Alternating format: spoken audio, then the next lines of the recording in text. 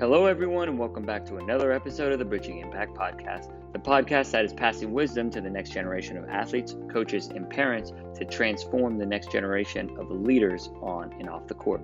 So, in today's episode, I have a beautiful opportunity to interview Coach K. She is the founder of Game Changers Performance, and she has also been a coach and a teacher for previous 15 years prior with softball and field hockey. So, in today's episode, we talk a lot about how to respond to mistakes as coaches, how to create safe spaces for athletes to feel like they belong, how to create cultures that not only are successful during games, but throughout the entire season.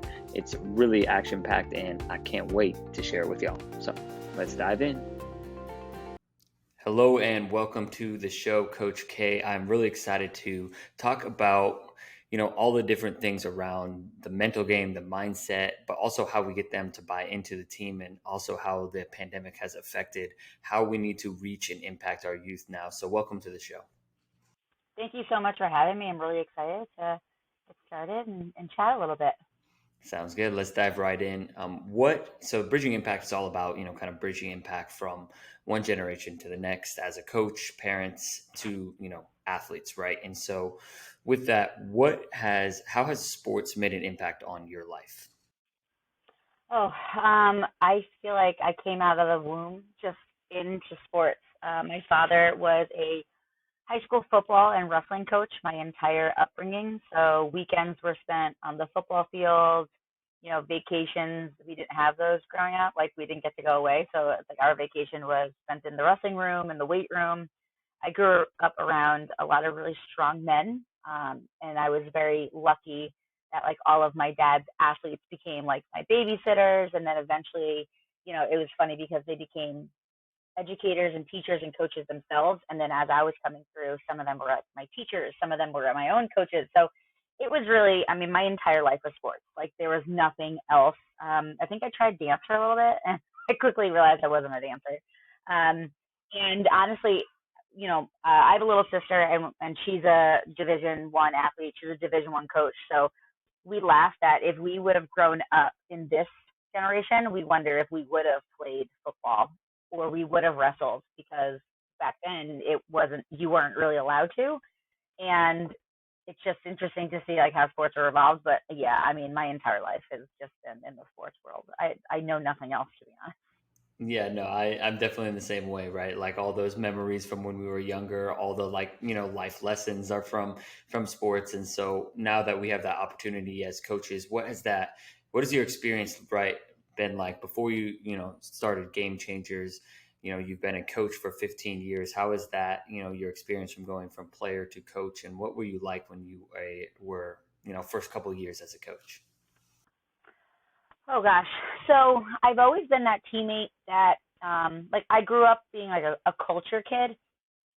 Just football and wrestling alone, like, it's very like brotherhood, very much together. Like, we grew up on the old school football movies, and, quotes were a big thing, like having quotes in the house. Like, we always had quotes to live by. So as an athlete, that was always kind of like the role that I played on teams that I was on, which naturally manifested into becoming like a captain and a leader. That's just something that came naturally. So as I became a coach, I noticed that there was nobody doing what I was doing, or like what I used to do. So I really spent a lot of time with my athletes, kind of encouraging them and teaching them like this, intrinsic motivator along the way. I was the coach who would print out the quotes. I was the coach who always was like hanging up things in the locker room. I was always sending them little things. We always had classroom time. I was probably like one of the only high school coaches at the time that really valued sitting my athletes down in a classroom and like having classroom discussions, because most coaches were like, "What are you doing?" And I just feel like that was where you got the most out of those kids, were through those conversations, because the 2 hours on the field, you're strictly skills, right? And like, you got to jump right into, game plans and who's playing where. So classroom sessions really allowed me to like take a step back and instill in them the lessons that like my father instilled in me. Right. No, I think that's really a great point because I even noticed that, like, I have that interest, in using those classroom sessions and teaching leadership and a lot of those different life lessons that I think when I went to a camp, it was called PGC basketball. One of the reasons it's so effective is because they have classroom sessions and kind of like you're able to learn the game, learn leadership. And so I do notice like a lot of coaches spend a ton of time in the gym, ton of time on like physical skill development, but it's not always the mental and the leadership skill development. So that's a really important part and process. And so, as you kind of developed into your own coaching philosophy, how did you see those, classroom sessions impacting their physical, outcomes in games? We talked a lot about leadership. I think the biggest misconception is that like kids just know how to lead. And like sometimes they do, but like in this generation, I truly believe that we have a lot of gaps. So when I would sit down with my athletes, it was more of like answering their questions, right? Like they want to do well, they want to perform, they just sometimes don't know how. So I love answering their questions. I love seeing them apply it onto the field. I mean, like when I work with a team and they don't communicate that well, and then all of a sudden I start working with them, and they go out into the field, and now all of a sudden you see them huddling up, you see them more physical touch, more high fives. It's like the stuff that we're focusing on in the classroom, like they're doing it, but at the end of the day they have to do it, right? Like we could talk about this until we're blue in the face, but it has to take one kid that it clicks with them, and that was the biggest hurdle, because not every kid wants to be the one that steps away from like what they've always done, or they don't want to step away from like what their friends are doing. So that was probably that's a big hurdle, and I think it's a hurdle to this day. I mean, I still see it where it's we don't really know, we don't really want to go against the grain, but I mean the teams that do, you could tell they're happier, they're more like like sure of themselves as a whole. Like they may not be sure of themselves as a person, but like together with their team, they feel supported, they feel worthy, they feel valued. And it's because, in the classroom, we're all talking, and we're all like, doesn't matter, what grade level you are, whether you're a freshman or a senior, in those classrooms, we all can kind of engage in conversations. And then conversation helps people kind of unite and come together and learn a little bit about each other. So I do see on the field the teams that really buy into it, especially the teams that I used to coach, they were happy, and we had really great memories, and really, especially at the high school level. College level, we want to win. But high school level, it's about making it enjoyable so that they walk away and they have good memories. You never want a kid to walk away from a sport saying like, I hated it. No, I think that's a really good point, and I'm actually really curious because I know sometimes, especially on the boys' side, it's like that's not cool to kind of like be cheesy, high five, clap, bring that championship energy, championship spirit, and you talked about going against the grain a little bit as a coach, and now obviously as a mental performance coach as well. How do you cultivate that buy-in with a team that's kind of giving a little bit of pushback? It's funny because I mean, I work with it every single day. I know the kids that are like just sitting there and listening, and they're not going to absorb anything. It's I like to tell kids and coaches it is a long haul. You have to put time and effort into it. This is not something that's just going to be done after one classroom session. It has to be repetitive. It has to be continuous, because you want to get all sciencey and stuff. Like our subconscious does most of our thinking, and if I am a kid who's 16 years old, I've been creating my subconscious for 16 years. So if I want to change something, I have to continuously do it in my conscious brain, right? And do it over and over and over again. And there's like, it's out there, it says like there's 28 days until you can create a habit, and then 90 days until that habit becomes part of your lifestyle. So I try to like challenge athletes. It's like, well, if it takes 28 days to create a habit, how many days are in our season? And then if it takes 90 days for this to, become something that we're going to do, that is an entire season. And it's almost impossible to think that we're going to, accomplish it in that time frame.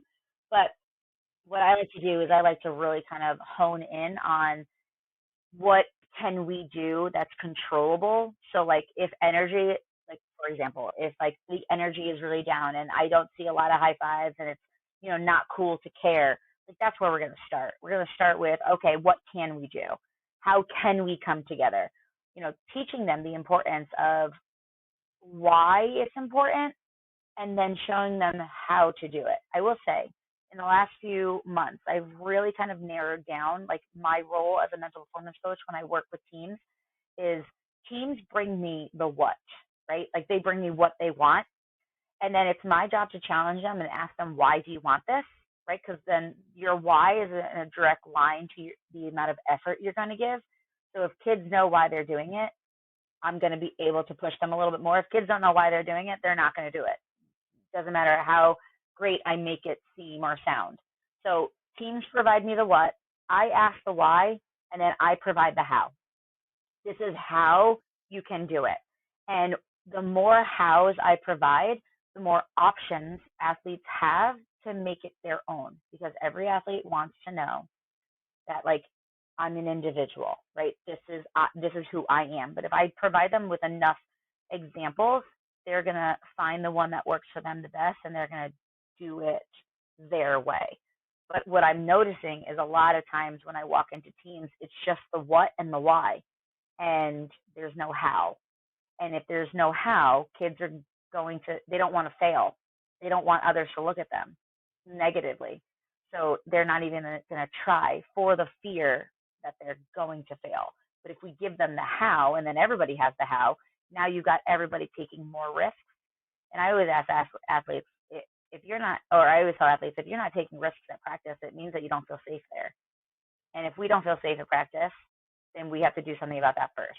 So yeah, I might want them to be outgoing with their energy, but if they don't feel safe, then I have to scrap that energy piece. And now we have to talk about, okay, how do we treat each other?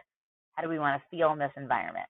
So it really is a lot of questions on my part to really kind of get to the root of what it is that they really want. And then once again, you explain this to kids, especially this generation, they just want to know why. And then they're going to make up their mind anyway. But if you care enough to like stop and like talk to them about it, I can't tell you how many coaches get mad at me or get mad because they're like, I don't have time for all these questions. And I'm like, true. You don't, like, right? Like, I get it. 2 hours on the field, I get that you don't have time. But if you don't make time for it, this is always going to be a hurdle that you're going to have to jump. Right. So Yeah, no, that's a really good part. Take one season, take 1 year saying, okay, we're going to implement classroom time, once a week. We're going to do this once a week, because you want to set the foundation. Once you have that strong foundation, you can build other teams on top of it.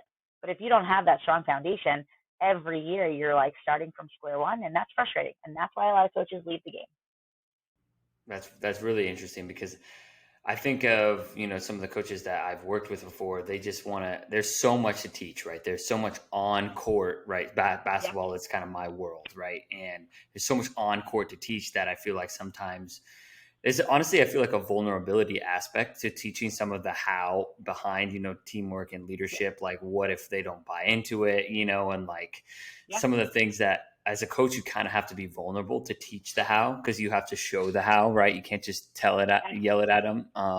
And it's kind of like that patience, that cat and mouse game. And I know that's something that I know I want to continue to get better at, because sometimes that was the first thing I learned as a coach is like, I can't tell someone to do something without showing them how to do it. Yeah. Yeah. That's huge. And so honestly, you made an interesting point. You talk about like how a 16-year-old, let's take a 16-year-old, for example, their subconscious is what's telling them a lot of different decisions. So in our pre-podcast call, we were talking about the pandemic and how that obviously is now affecting a lot of teenagers, and I'm sure college kids. Honestly, it's affecting everyone's kind of, especially those that were developing brains, perspective, subconscious around high fives and just teamwork, locker room. Can you explain a little bit more about what you were talking to me and how that's really affected, athletes' ability to connect now? Yeah, so we have to really think of the pandemic through the eyes of the kids who went through it, right? So I know what life was like before the pandemic. So when the pandemic was over, quote unquote, it's, we're not really worried about it anymore. As an adult, it was really easy for me to go back to my normal lifestyle. But for a kid, for the last few years of their life, we have been telling them, no, no, you cannot get together with your friends. No, you can't do this. No, you can't go there. You have to ask for permission.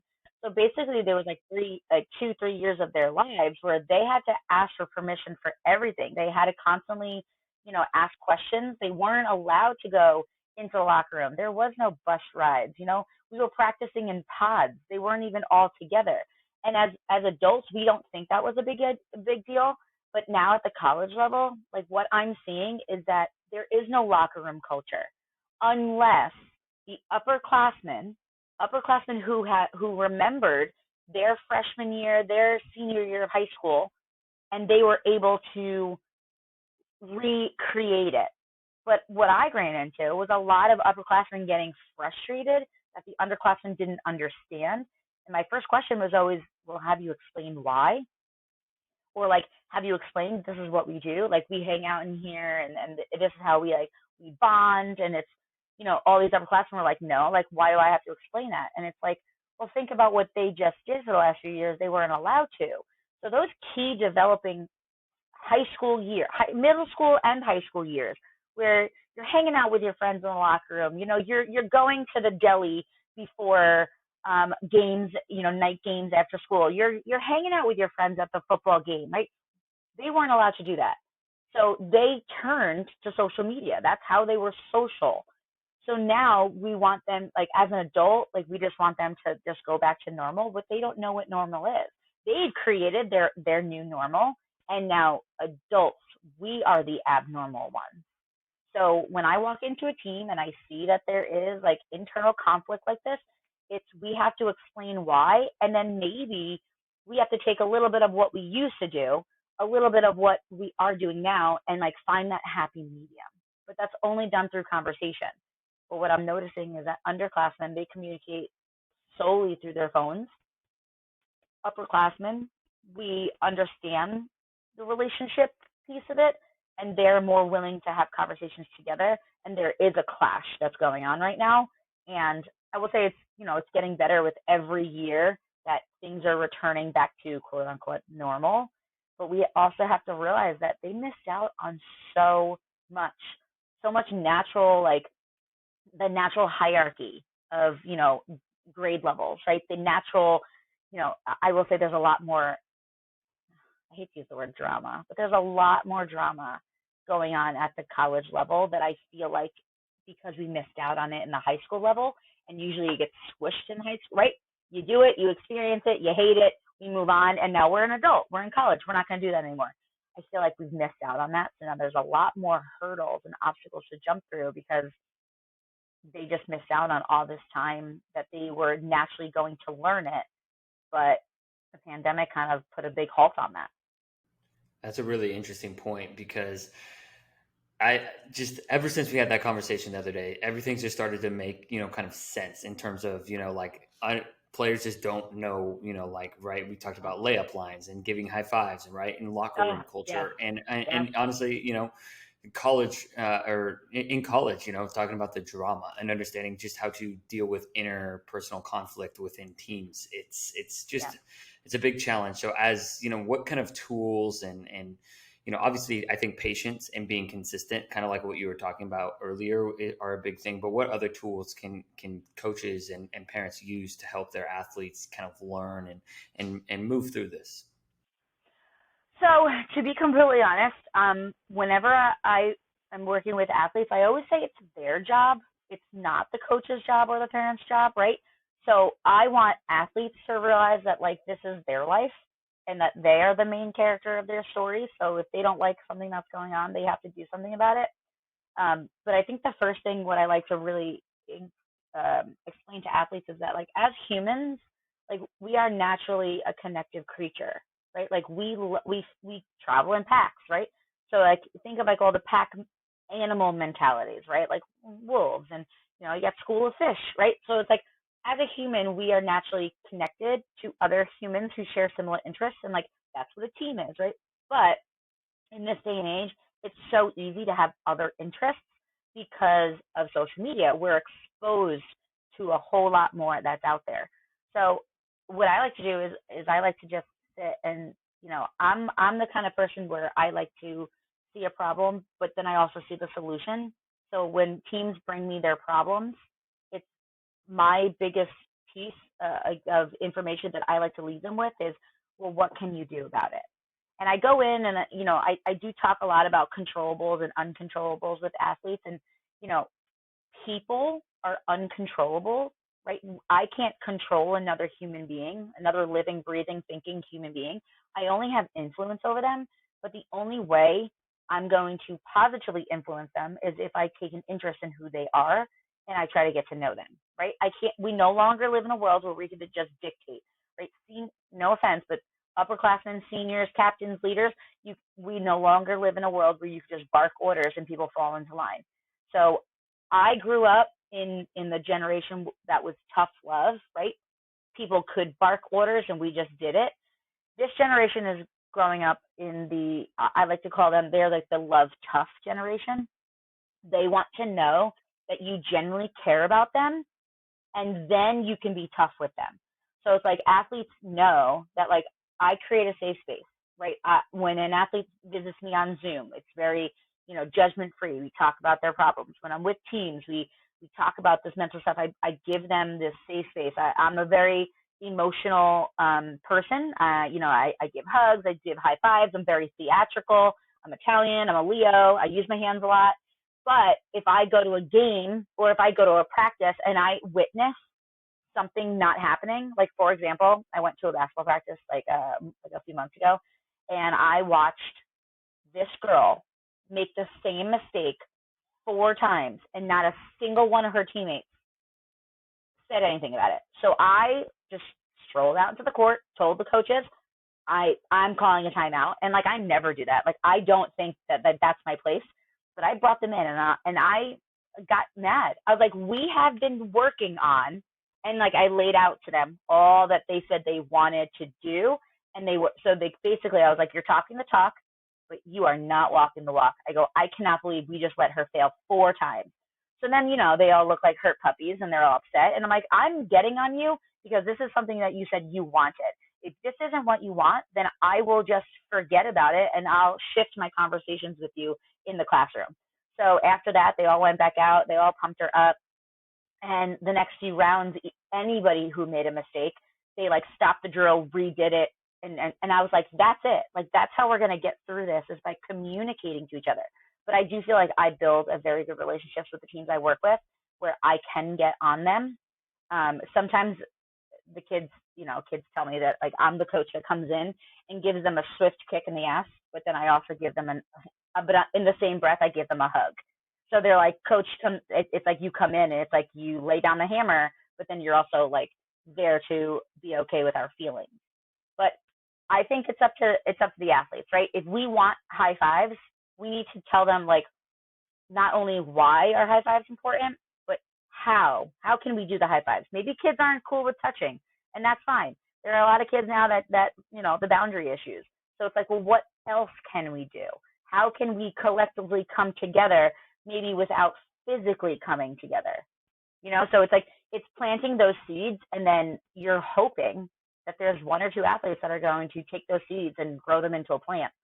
But also other people are going to follow along. It's all about connection and communication. I truly believe, like, teams that really talk to each other about this stuff. And honestly, I can say this because I was that person that would always bring my team into the locker room, and we would always, like, I felt the need to have a quote for the season or a phrase or a mantra, right? I was the athlete that was like, Coach, can we get this printed on a t-shirt for us? Or I was the one who like put the quote in the locker room. So every day we walked in and we saw it. I was the one, together on 3, right? So it's like that was the role that I naturally took. And that is why I feel so passionate in the fact that I can say this to athletes, because I can back it up with a story. And I will say that most athletes really appreciate the story because it paints an even better picture for them. And then they can see themselves in that story. If that makes sense. Yeah, that definitely makes sense. They become the character in the story that you're telling that they can start living out now. And I think that's a really good and important life lesson. And that's what one of the reasons that I coach is like to try and equip them with the skills so they can make those choices and changes on their own. Because the I think when I first started just as Boys and Girls Club, like not even necessarily like a after school coach, I think I just wanted to do everything. I just wanted to always be there for them. But when you do that, when you like over coach, you over, Yeah. I guess over parent, you're not really equipping them with the tools that they necessarily need to solve their own problems. And so that's where the Yeah. question asking kind of comes in. And also the accountability piece is really big and important too, because if they're going to, continue to be making mistakes, right, we have to correct them. But also, Yeah. with boys, I've had this issue earlier. It's like they don't correct them in the right way. They just say, they'll use a word that I'm not going to use on the podcast and then say, Yep. you suck, right? And I'm just Right. like trying to work with them. Like, that's not exactly how we correct behavior. I understand that you don't Yeah. want them to make the same mistake over and over again, but at the same time, they are our teammates and we have to do, certain things Yeah. in a different way. So it's just like it's always a process.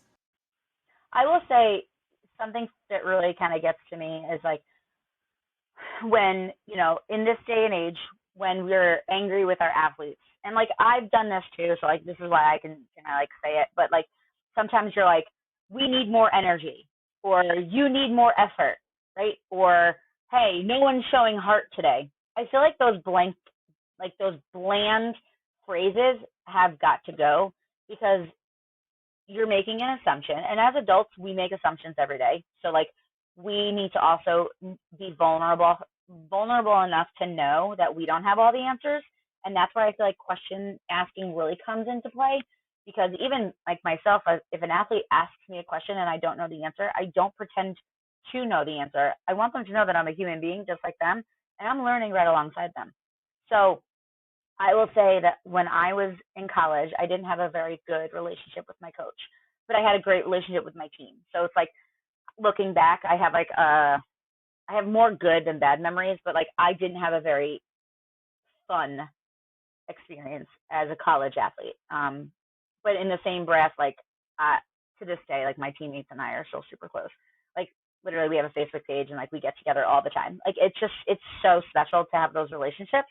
But I will say I will never forget. There was one game where we like poured our hearts into that game, and like we wound up losing, and it was like really upsetting. And like I personally had done really well, and like not just like saying like, well, I did good, but it was like I personally made sure that like I kept everybody on my team up. Like I was really wanting to win that game, and I remember at the end of the game, like we're all like so defeated because we've lost by like one run, and it was I played college softball, and we were upset, and like people were waiting for us to like get on the bus and like to go back home, and it's gonna be a long trip home.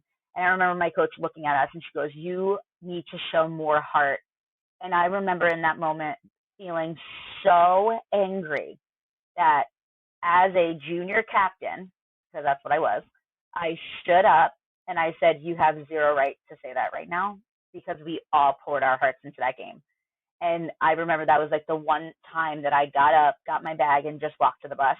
And I do regret that moment still as an adult because, in true teen fashion, right? Like I reacted, but I will never forget how that made me feel. So, like when I'm working with athletes, I'm very aware of the words that I'm choosing. So it's like if I want to say that they need more heart, I ask them, "Hey, what is it that we're playing for here? Why is it that we're on this court together or on this field together?" Sometimes I even tap into what would younger you say if she or he was to look at you right now. So instead of like challenging their heart, I'm picking at their heartstrings, because I know that I never want an athlete to feel the way that I felt in that moment, especially, knowing that you gave it your all and you still lost. And all you want your coach to do in that moment is tell you, like, "I'm sorry, like, didn't go the way we wanted to. Just let's get on the bus." And instead, she chose to use those words, and it was like, yeah, like that sticks with you. And like I'm 37, and that happened like when I was like what 20. So it's like that moment is still fresh in my mind. No, that's a really, really good point. And especially for coaches to understand, how much power their words and then the like Mm-hmm. tone and energy they put in those words really have on our players, right? Like they really do take those things to heart. And I think one of the interesting things that as I was hearing you talk, I think about some of the players and the athletes that I work with as an assistant coach, and the eyes that they dart over to the varsity coach as soon as they make a mistake. And I think it's something that we were Yes. talking about a little bit Oh, more yeah. on the pre-podcast call. Like it's they validate so much of what kind of like other people think, right? It's not even just superiors, it's Yeah. like the same their colleagues because of social media. And I'm curious, how you've seen that work out, and what conversations you've had about that as well with athletes, and the progress you've made with that. To me, the looking over at our coach immediately when we make a mistake is not like we value our coach, it's we fear. We're fearful in that moment. That is a subconscious move, and that's putting us in fight or flight. And in that moment we're in flight, right? We're fearful. So when I'm working with athletes, the first thing that I always do is I talk about the conscious and subconscious mind. And I tell them that your subconscious mind, inside it lives ego and fear, which is AKA your fight or flight. And your subconscious, it's your subconscious's job to protect you. Think back to when we were like cave people, right? Our subconscious was either we're gonna fight this dinosaur or we're gonna run away from the dinosaur, right? Like that's what your subconscious's job is. So your subconscious doesn't understand. Actually, I just made a post about this today on my Instagram. Your subconscious doesn't understand the difference between like good stress, bad stress.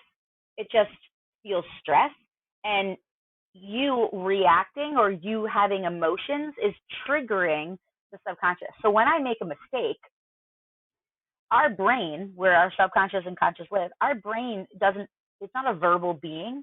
Our brain is physical. So if our brain was verbal, we could say, hey, brush that off, we're fine. And then our brain would be like, oh, okay, like thanks for letting me know.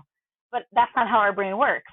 Our brain works on emotion. So the minute we mess up, we have a bad emotion, and then boom, fight or flight kicks in. So it's almost as if we have to, again, train our brain and to understand the difference between different emotions and different feelings, but it's also understanding you as a person. And I tell athletes, I want you have to, at the end of the day, are the only person that can really judge you, right? Yes, I know you want playing time. Yes, I know you want your coach to be happy with you. But at the end of the day, I want you to be happy with yourself. I want you to look at your strengths and weaknesses, and be proud and then be motivated to work harder, right? So it's like a sense of self is what I really want to empower these athletes with, whether you're male or female. It's who are you?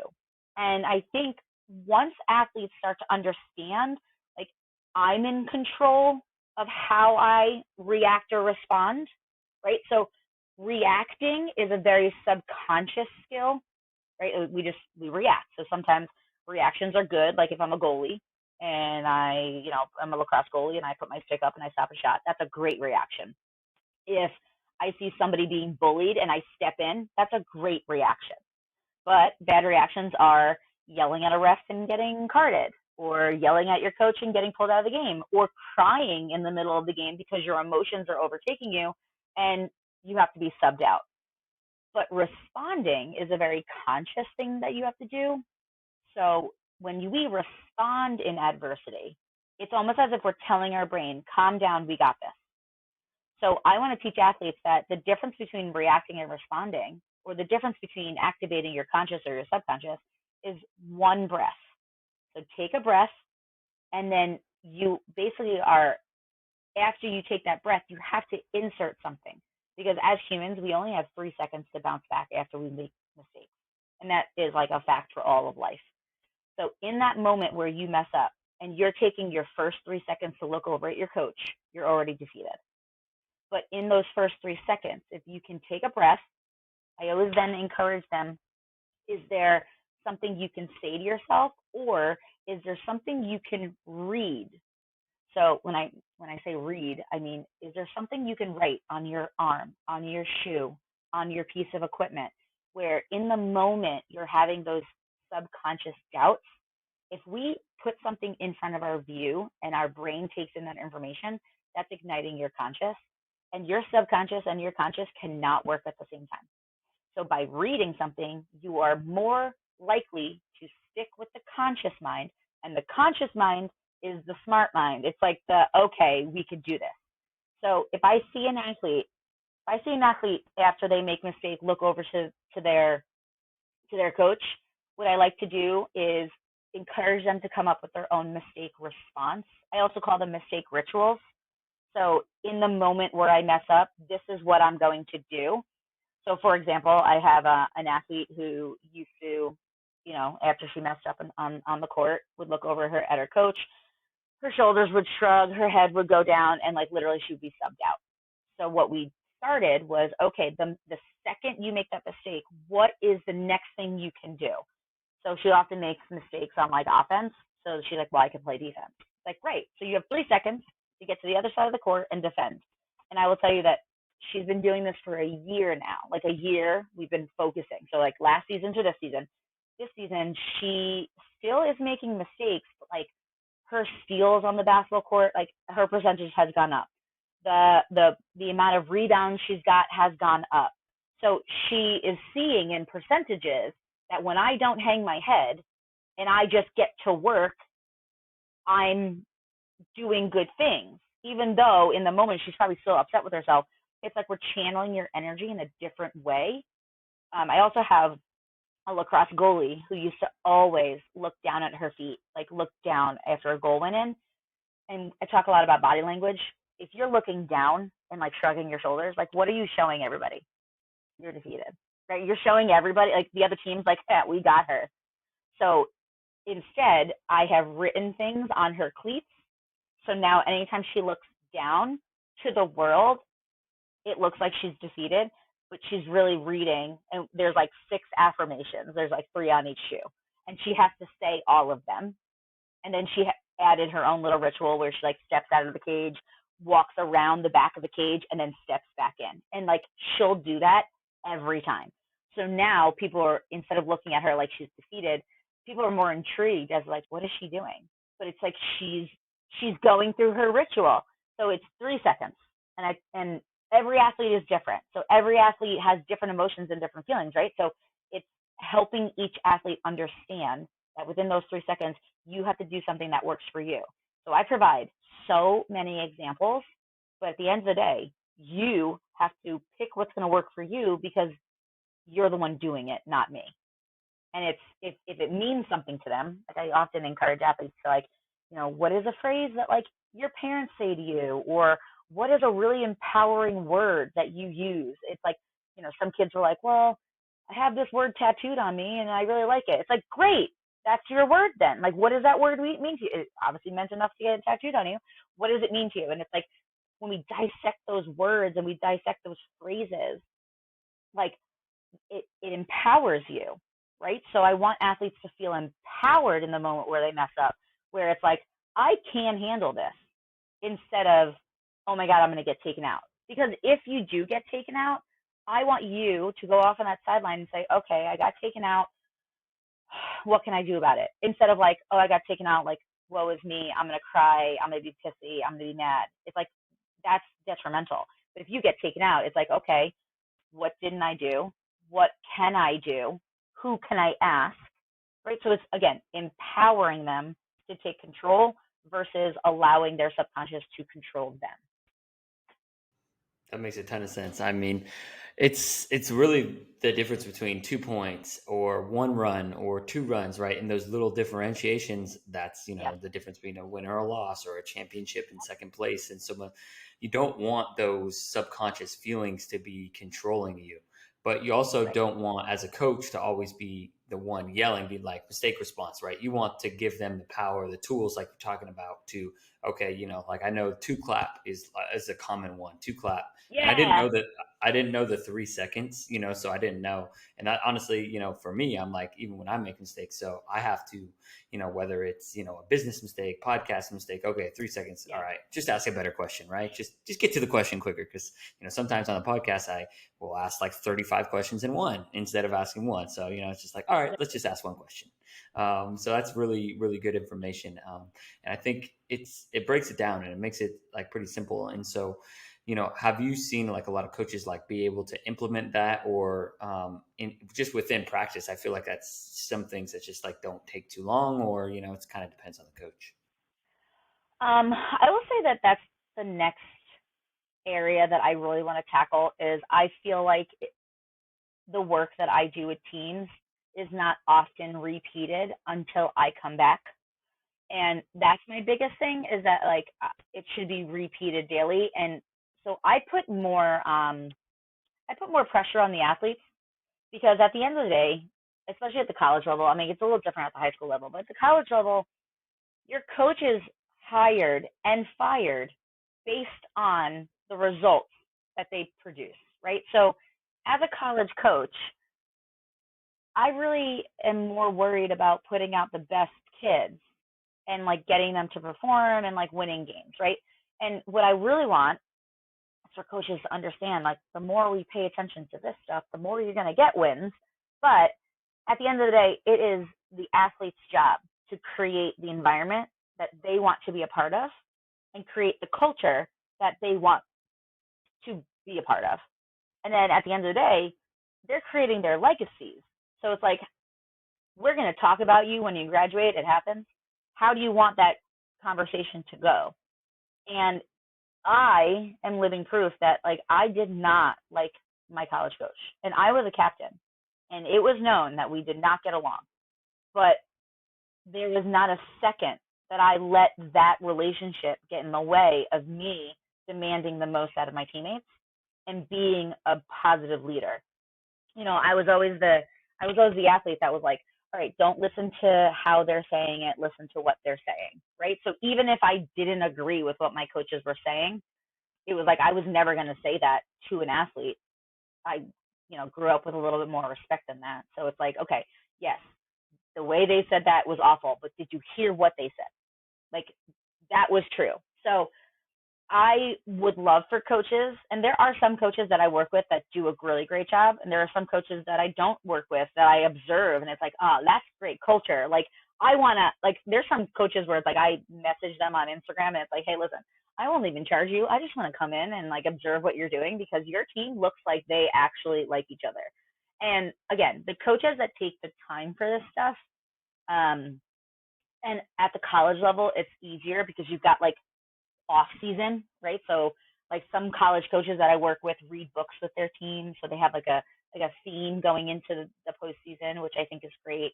High school coaches, it's hard because your kids play different sports, right? They're not with you all year long, so it's like you have to make an impact right away. But I do feel like my biggest piece of advice for like high school coaches is like pick a theme, like one theme for the season, and it could be, it could be pride, it could be energy, but like pick it, dissect it. What does it look like? What does it sound like? How can you do it? Put like a mantra with this theme, something that you're going to say in huddles, maybe something that you're going to put on a shirt, or you're going to hashtag it, right? Because kids like that stuff, and all kids want to be a part of something. So schools that have really good traditions, I find that I don't have to really talk about all of the stuff we talked about today with so much, but teams that don't have good cultures, that, have coaches in and out, like they're always getting a new coach like every 2 years, like, right? So I think it also goes back to the foundation. When I talk to a team about the foundation of their program, I want them to picture like building a house, right? So sometimes, like, or building a building.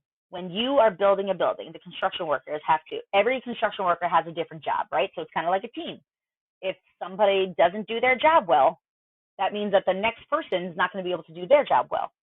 So when you lay a foundation, are you laying down a foundation that is sturdy for other teams to walk on, or for like future teams, like future teammates. So an activity that I really like to do is I like to ask the freshmen, like, what is the ground that you're walking in on this year? And then let them explain it. Because again, my eyes might see something different. Seniors' eyes might see something different. But if we lay I say, like, if you lay your foundation with plastic and you build this really great building, the minute adversity hits, and when I say adversity, I mean like team drama, that building is going to come crumbling down, and next season we're going to have to start all over again.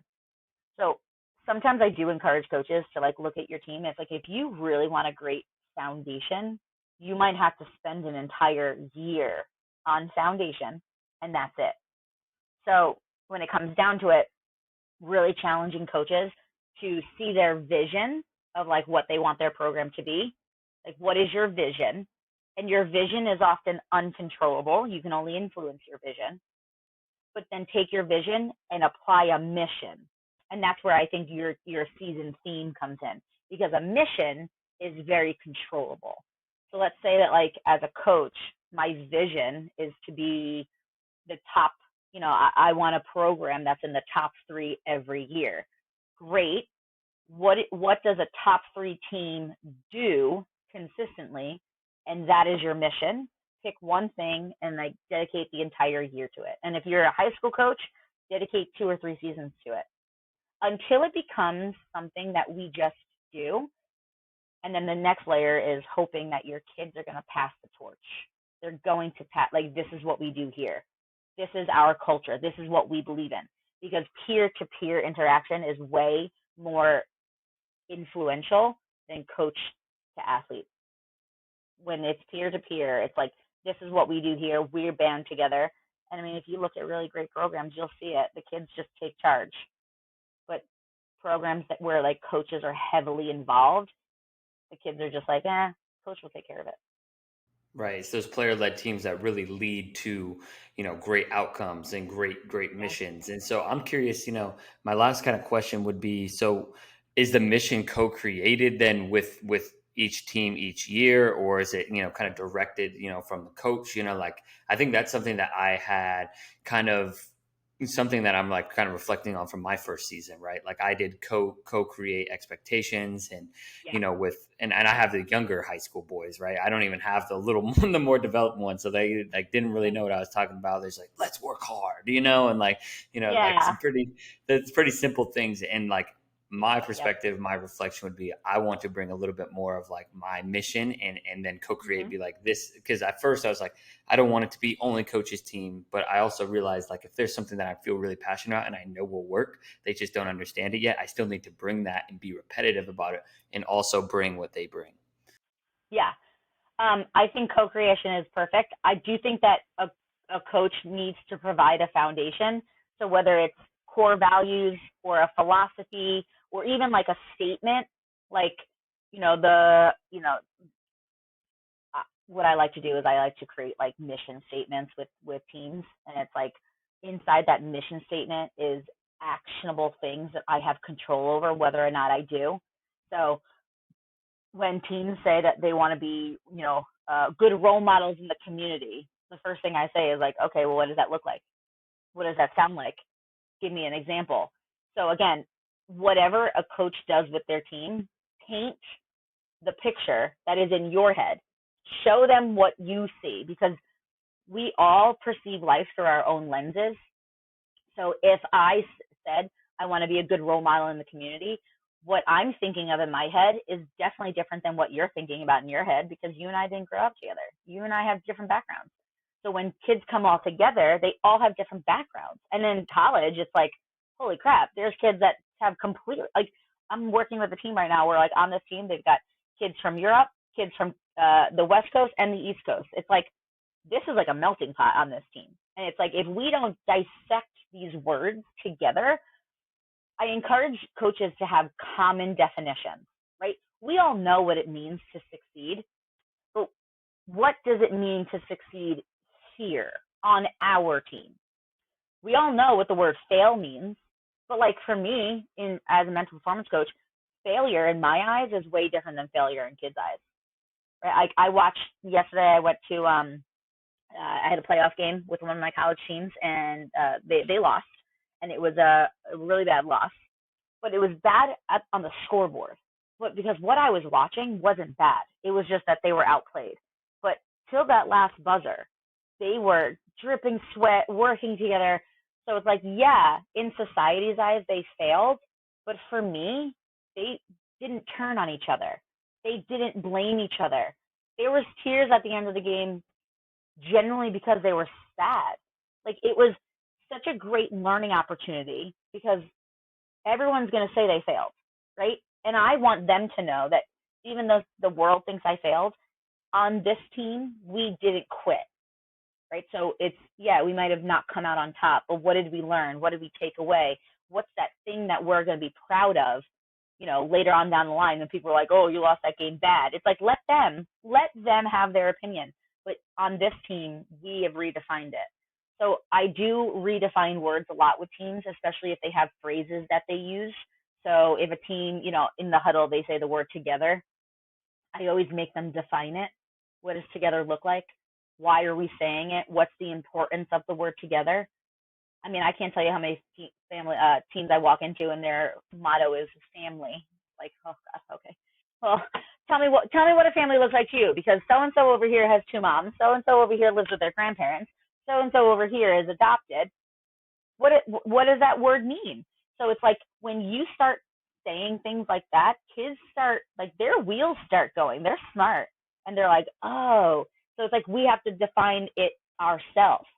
I will say one team I'm working with right now, we are very much working on the you as an individual need to take care of you so that we can take care of us. But if you're not taking care of you, you are the obstacle that we have to jump over at practice. So we've taken the word family and we've turned it into an acronym. And I was so proud of them because they came up with this, not me. It was first and most important, love yourself. And that's the acronym that they use. So every day they have to love themselves. They have to intrinsically know that they're doing their part, and then they can come together as a family because everyone's doing their job. And they're a team who really have taken the foundation and the building very seriously.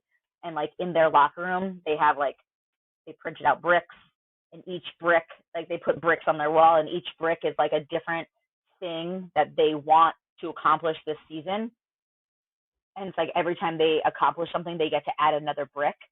And again, this is a team that I've been working with, and I told them, you have to do this stuff when I'm not here, because if you're waiting for me, you're going to be waiting forever.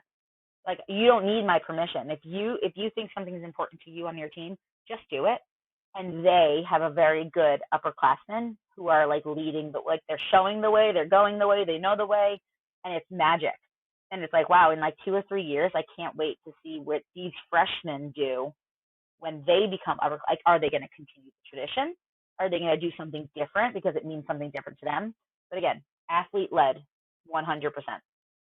Always athlete led. I love that kind of that bridging impact, right? It's bridging impact from senior, then to the junior, to the sophomore, to the freshman, and continuing. That's what a successful program looks like. And it's that continuing passing of the torch, and then probably a little bit of tweaking, we have different personalities this year. And so as we kind of wrap up, we're in the last inning, we're in the, end of the fourth quarter of the podcast. What would be your final words of advice for helping, coaches and even parents support their players into building player-led teams and empowering themselves to really take control? I think the number one thing that a lot of individual athletes come to me for is confidence. So I think they're confusing the word confidence with self-acceptance, right? We all want confidence, but confidence only comes when you know who you are, you know what you stand for, and you are gentle with yourself, right? So we push ourselves, but also when we fail, we don't get so down on ourselves. So I think there's two main things that I want all athletes to do. The first thing is knowing your why, right? At the end of the day, why are you doing this? When you know your why and you are so rooted in what you're doing and why you're doing it and what it means to you, your effort is directly related to there. So you're going to do more than maybe what's expected. or you're going to encourage others to do the same because it means something to you. But there's a big difference between knowing your why and sharing your why.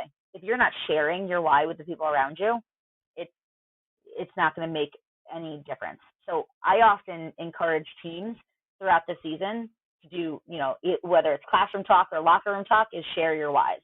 And maybe our why changes throughout the season, because I'm a big believer that each individual athlete needs to have a why, but then what is our team why? Like, why do we want to go far in the season? Why do we want? So as a team, coming up with your why, and sometimes as an individual athlete, my why might have to be tweaked in order to fit into our why, because at the end of the day, when you play on a team, there's a little bit of the me that has to be sacrificed for the we. The second thing is, there's a quote out there by Walt Whitman, but Ted Lasso made it more famous, and it's be curious, not judgmental. This is something that I use with leadership groups and with captains. Instead of judging right away, judging your teammates, judging the actions that they do, yelling at them, getting annoyed, asking why, or just being curious as to, hey, what's wrong? Hey, you don't look great today. Or, hey, why did you do that? It makes you a little bit more of an empathetic person, but it also sets up the person on the receiving end to want to respond instead of react. Because if I come at you hard and yell at you in front of everyone, you're going to either shut down in flight or you're going to come back at me in fight. And that's where a lot of team drama happens. But instead of assuming, instead of pointing the finger, instead of, outing somebody in front of everyone, it's like those intimate conversations, whether it's done via text or phone call, or after practice, you say, hey, come here, can we talk? It's more intimate. Being curious as to, hey, like, is everything okay? Like, do you need my help, or do you need something from me? It makes it a little bit easier to have non-judgmental conversations. And I think that's a big thing with this day and age, is we need to have more conversations with each other versus passive aggressively how we are communicating, and that's via text message where you can just fire off anything. And, we live in a world where everybody has a comment. And because of social media, we all feel like we can say our comments without repercussions. So it's getting athletes to move away from passive aggressive and just go right into empathetic conversations. I love that. That's a great final piece of advice. Have your team know their why, and just being curious and not judgmental. I really love that quote as well. Ted Lasso, of course, is one of my favorite shows. So me too. I love it. Yeah. This conversation flew by, and I've learned a ton. I got a couple of pages of notes, and I really appreciate your time and coming on and sharing your wisdom and bridging your impact from yourself and your experience to myself and our listeners. So thank you so much for your time today, Coach K. No problem. I loved being here, and I really do thank you for this opportunity. Thank you for listening to this episode of the Bridging Impact Podcast. We'd love it if you would like, subscribe, leave a comment and a review on whatever platform you're on. It's the best way to help us grow. We appreciate you for doing that. We'll shout you out on social media. I'd also love if you connected with me on social media. Let me know your thoughts, and this is why I do it. I want to share knowledge and wisdom from experienced leaders to people like yourself and myself, so we can have this dialogue and move forward, make an impact on the world. So stay tuned, stay subscribed. Cheers.